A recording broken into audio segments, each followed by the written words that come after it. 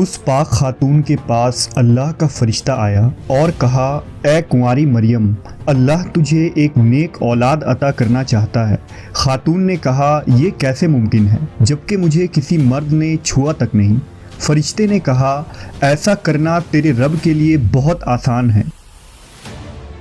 وہ نیک اور پارسا خاتون کون تھی جو قیامت تک پاک دامنی کی مثال بن گئی؟ وہ خاتون جسے اللہ نے اپنے زمانے کے تمام عورتوں پر برتری عطا فرمائی۔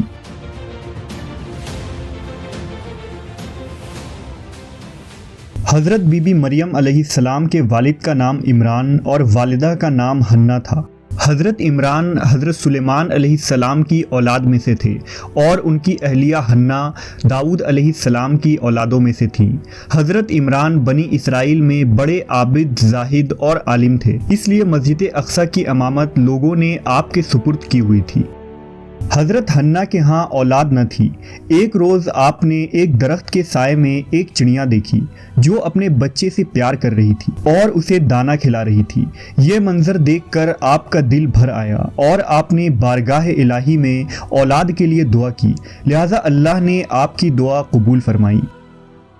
حضرت مریم کی پیدائش سے قبل آپ کی والدہ نے منت مانی کہ اپنی اولاد کو بیت المقدس کی خدمت کے لیے نذر کر دیں گی۔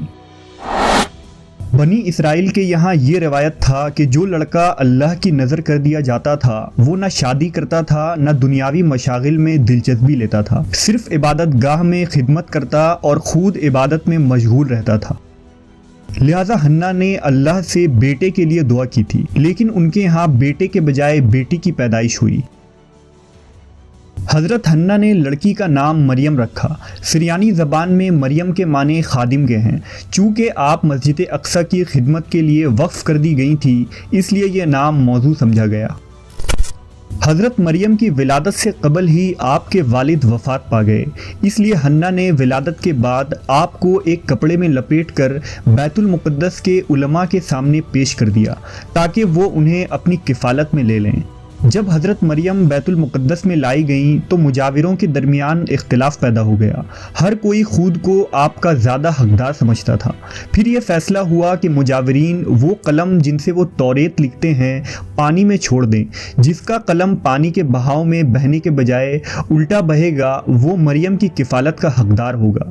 اس مقابلے میں حضرت زکریا علیہ السلام بھی شامل تھے۔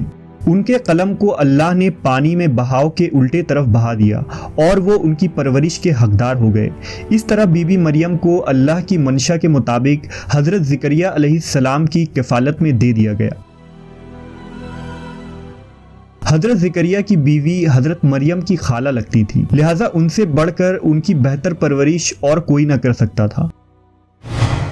حضرت مریم علیہ السلام دوسرے بچوں کی بنسبت بہت تیزی کے ساتھ بڑھتی رہیں۔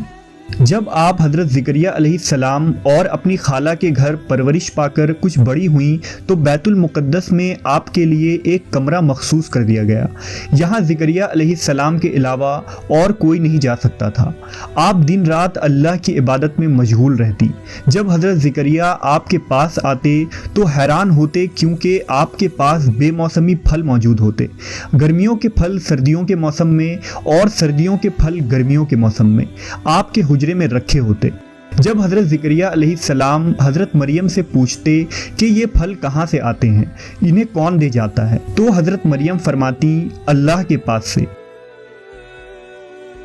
اللہ نے بی بی مریم کو پسندیدہ اور مومنہ بندی میں شمار کیا تھا، جیسا کہ سورہ آل عمران میں ارشاد ہوا، اور جب فرشتوں نے کہا، اے مریم، بے شک اللہ نے چن لیا ہے تمہیں اور خوب پاک کر دیا ہے اور پسند کیا ہے تمہیں سارے جہان کی عورتوں سے، اے مریم خلوص سے عبادت کرتی رہو اپنے رب کی اور سجدہ اور رکوع کرنے والوں کے ساتھ۔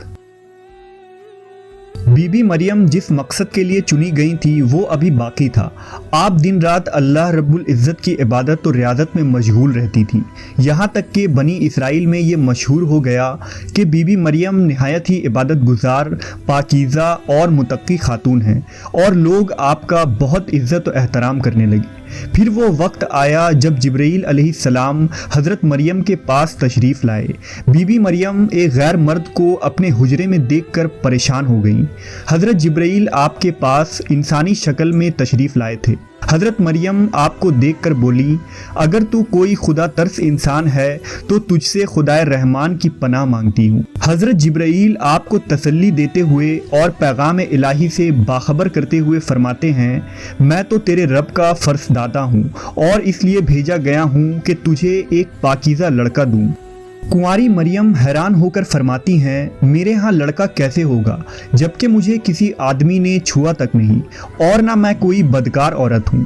حضرت جبرائیل نے کہا، ایسا ہی ہوگا، تیرا رب فرماتا ہے کہ ایسا کرنا میرے لیے بہت آسان ہے اور ہم ایسا اس لیے کریں گے کہ اس لڑکے کو لوگوں کے لیے ایک نشانی بنائیں اور اپنی طرف سے ایک رحمت، اور یہ کام ہو کر رہنا ہے۔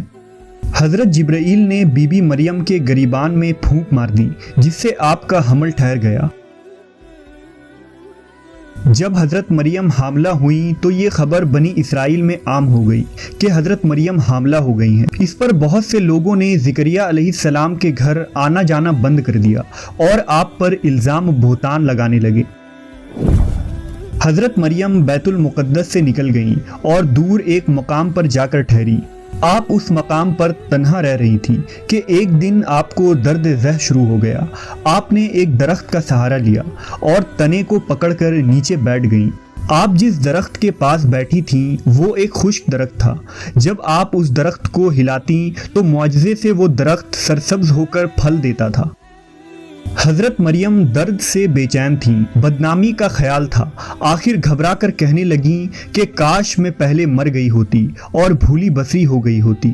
اس مشکل وقت میں اللہ نے حضرت مریم کے قدموں کے قریب ایک نہر جاری کر دیا۔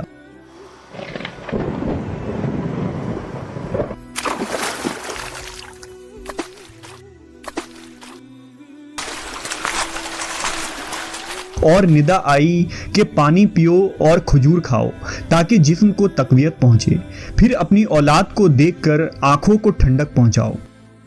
اسی عالم میں حضرت عیسیٰ علیہ السلام کی پیدائش ہو گئی۔ آپ اپنے بیٹے کو لے کر قوم کے پاس آئیں۔ قوم کے لوگ آپ کے گود میں بچہ دیکھ کر غضبناک ہو گئے اور الزام لگانا شروع کر دیا۔ ہر طرف سے لوگ تانا دے رہے تھے۔ حالت زار تنگ ہو گئی۔ تب مریم علیہ السلام نے بچے کی طرف اشارہ کرتے ہوئے کہا کہ اس بچے سے بات کر لو، تمہیں تمہارے سارے سوالات کے جواب مل جائیں گے۔ سرکش لوگوں نے کہا، بھلا یہ دودھ پیتا بچہ ہمارے سوال کا جواب کیسے دے گا؟ اچانک عیسیٰ علیہ السلام نے بولنا شروع کر دیا۔ بچے نے کہا، بے شک میں اللہ کا بندہ ہوں، مجھے اس نے کتاب دی ہے اور مجھے نبی بنایا ہے اور مجھے بابرکت بنایا ہے جہاں کہیں ہوں، اور مجھے نماز اور زکوٰۃ کی وصیت کی ہے جب تک میں زندہ ہوں، اور اپنی ماں کے ساتھ نیکی کرنے والا، اور مجھے سرکش بدبخت نہیں بنایا، اور مجھ پر سلام ہے جس دن میں پیدا ہوا اور جس دن مروں گا اور جس دن زندہ کر کے اٹھایا جاؤں گا۔